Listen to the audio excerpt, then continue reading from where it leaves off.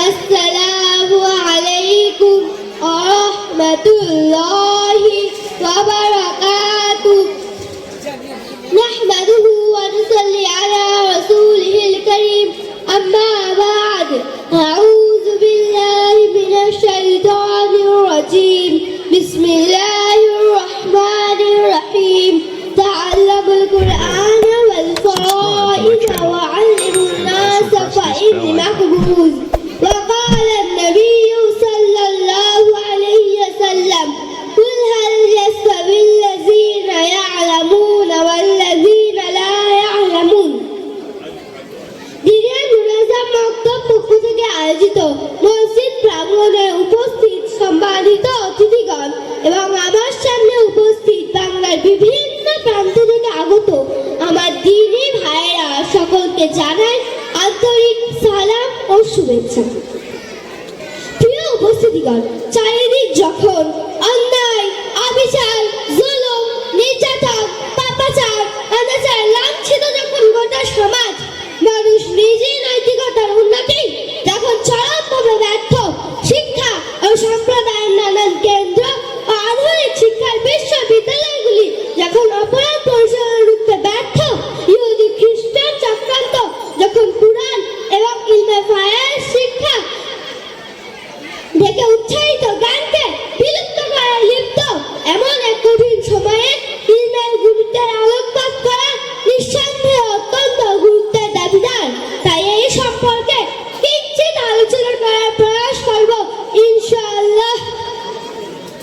আল্লাহ তাআলা মানব জাতিকে সৃষ্টি করেছেন কেবল তাঁরই ইবাদতের জন্য এবং গায়রুল্লাহর ইবাদত থেকে দূরে থাকার জন্য।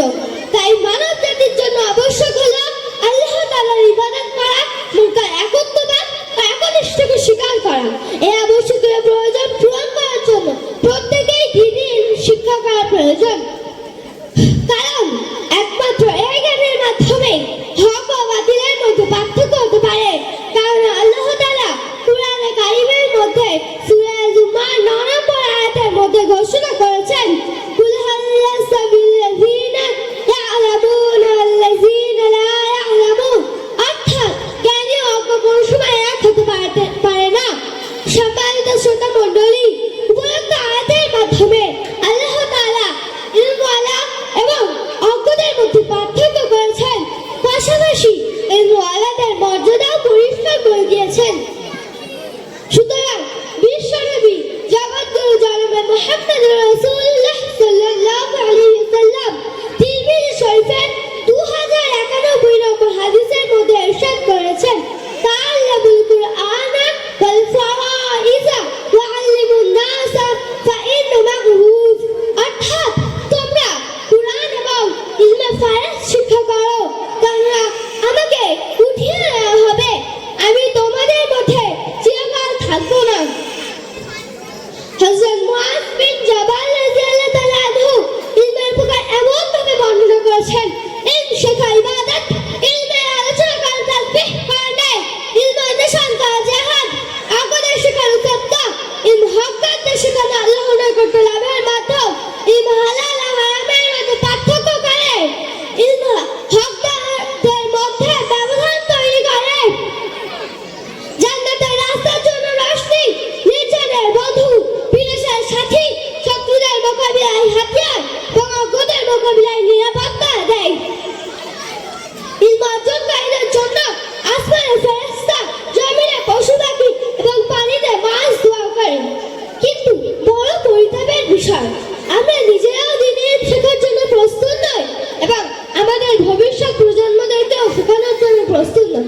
আমরা তাদেরকে এমন এক শিক্ষার দিকে ঠেলে দিয়েছি যা শিখে কেবল পার্থিব জীবনেই লাভবান, কিন্তু আখিরাতে তার কোনো উপকার হবে না। আমি বলছি না সাধারণ শিক্ষার প্রয়োজন নেই, প্রয়োজন অবশ্যই আছে, কিন্তু তার সাথে সাথে তাকে দ্বীনি শিক্ষা করা প্রত্যেকের জন্য জরুরি।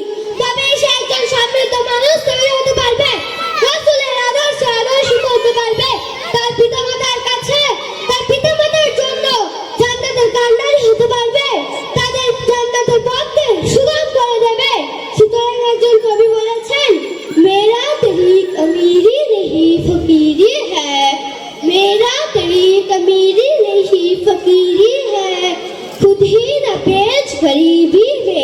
इस्लाम पैदा कर। এই সংক্ষিপ্ত কথার মাধ্যমে আমি আমার বক্তব্য ইতি করছি। ওয়া আখিরু দাওয়ানা আলহামদুলিল্লাহি রাব্বিল আলামিন।